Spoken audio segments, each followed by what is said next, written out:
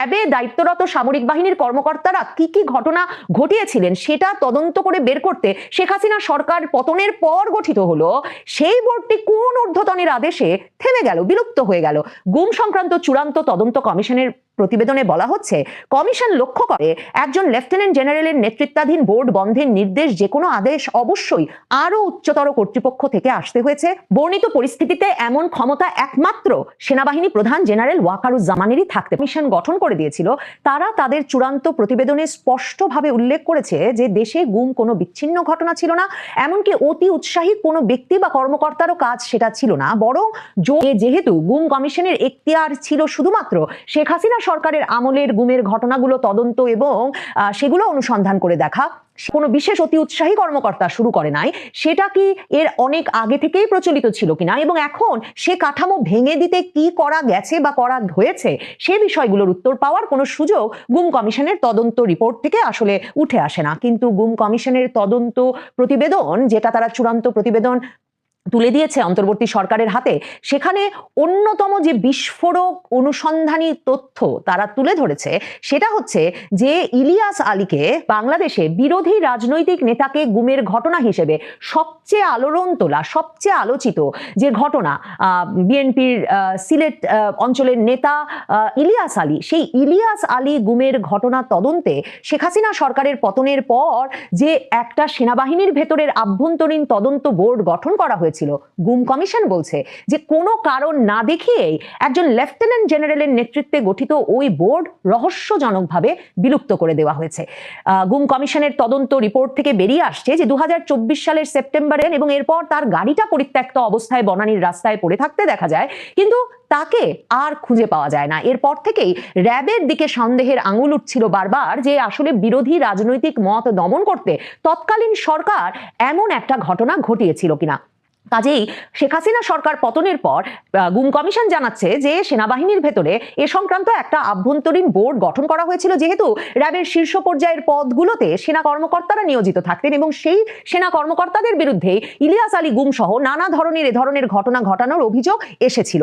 এবং সেই 4 জানুয়ারি প্রধান উপদেষ্টার কাছে গুম সম্পর্কিত তদন্ত কমিশন যে প্রতিবেদন দিয়েছে তাতে তারা বলে যে লেফটেন্যান্ট জেনারেল SM কামরুল হাসানের নেতৃত্বে ওই বোর্ডটি গঠিত হয়। ভাবুন, লেফটেন্যান্ট জেনারেল কামরুল হাসান হচ্ছেন প্রধান উপদেষ্টার দফতরে এখন সশস্ত্র বাহিনী বিভাগের প্রিন্সিপাল স্টাফ অফিসার, তিনি মানে সরাসরি তিনি প্রধান উপদেষ্টার সঙ্গে কিন্তু এখন কাজ করেন।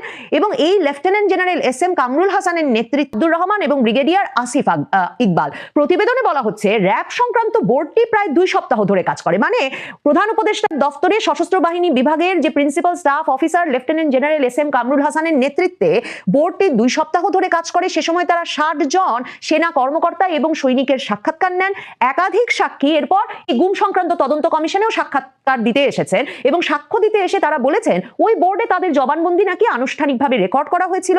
কেউ বলছেন অডিও রেকর্ডারে, কেউ বলছেন ভিডিও ক্যামেরায়, কেউ বলছেন লিখিত বিবৃতিতে তারা স্বাক্ষর করেছেন ওই তদন্ত চলার সময়। এবং র্যাব 1-এর অধিনায়ক ছিলেন যিনি, ইলিয়াস আলী যে সময়টায় গুম হয়েছেন 2009 থেকে 13 পর্যন্ত, সেই ব্যক্তি ব্রিগেডিয়ার রশিদুল আলম, তিনি গুম কমিশনকে বলেন যে আমাকে ফোন করে ডাকা হয়েছিল, মানে লেফটেন্যান্ট জেনারেল কামরুলের সেই তদন্ত বোর্ডে, সেনাবাহিনীর আভ্যন্তরীণ ওই তদন্ত বোর্ডে। এবং ব্রিগেডিয়ার রশিদুল আলম বলছেন যে আমার কাছে মনে হয়েছিল এটা অফিসারদের একটা ফ্যাক্ট ফাইন্ডিং বোর্ড, তার সম্পৃক্ততা নিয়ে প্রশ্ন করেছিল। সেখানে আমি মানে ব্রিগেডিয়ার রশিদুল আলম যথাসাধ্য চেষ্টা করেছেন মেজর জেনারেল জিয়ার, যিনি বর্তমানে গুমের অভিযোগে কারাগারে বন্দী এবং যার বিচার চলছে, তার যে সম্পৃক্ততা ইলিয়াস আলী মামলায় সেটারও সম্পূর্ণ বিবরণ দিতে। আমি একটা লিখিত বিবৃতি দিয়েছিলাম এবং বোর্ড সম্ভবত সেটা রেকর্ড করেছিল। মানে তাকে জিজ্ঞেস করা হয়েছিল লেফটেন্যান্ট জেনারেল মুজিব সম্পর্কে। এই লেফটেন্যান্ট জেনারেল মুজিব তিনি কিন্তু শেখ হাসিনার আমলে DGFI NSI এ পোস্টেড ছিলেন, 46 ব্রিগেড কমান্ডার ছিলেন এবং ছিলেন DG SSF, 5 বছর সেনা সদরে কোয়ার্টার মাস্টার জেনারেল হিসেবে কাজ করেছেন এবং 2024-এর 5ই আগস্টের পর আর্টডকের GOC হিসেবে বদলি হওয়ার পর আর্মি সিকিউরিটি ইউনিটের নজরদারিতে থাকার মধ্যে ময়মনসিংহের ধোবাউড়া সীমান্ত দিয়ে ভারতে পালিয়ে যেতে পারেন। তাহলে দেখেন এই যে ইলিয়াস আলীর ঘটনায় লেফটেন্যান্ট জেনারেল মুজিবের সংশ্লিষ্টতার বিষয়টাতেই কিন্তু নাকি ওই ওই আভ্যন্তরীণ বোর্ড এই র্যাব কর্মকর্তা রাশিদুল আলমকে তখন জিজ্ঞাসাবাদ করছিলেন। এখন গুম সংক্রান্ত তদন্ত কমিশন বলছে যে সেনাবাহিনীর কাছ থেকে ওই বোর্ডের কোনো রিপোর্টের সন্ধান তারা এরপরে আর পায় না। যোগাযোগ করা হলে বোর্ডের চেয়ারম্যান কমিশনকে জানান যে কোনো সিদ্ধান্তে না পৌঁছেই বোর্ডটি বিলুপ্ত করা হয়েছিল। কেন? ইলিয়াস আলী গুম তদন্তে, র্যাবের কর্মকাণ্ড তদন্তে ওই কমিশনটি, ওই বোর্ডটি বিলুপ্ত করা হলো কেন? এখন গুম সংক্রান্ত কমিশনে জানতে চেয়েছিল যে 2024 সালের 5ই আগস্টের পর আর কোনো তদন্ত বোর্ডের সিদ্ধান্ত প্রকাশ না করে একে বিলুপ্ত করা হয়েছিল কিনা, কিন্তু কমিশনকে জানানো হয় এটাই একমাত্র ঘটনা। বোর্ডটি তার ম্যান্ডেট পূর্ণ করেনি কারণ এটি ঊর্ধ্বতনের আদেশে থেমে গিয়েছিল।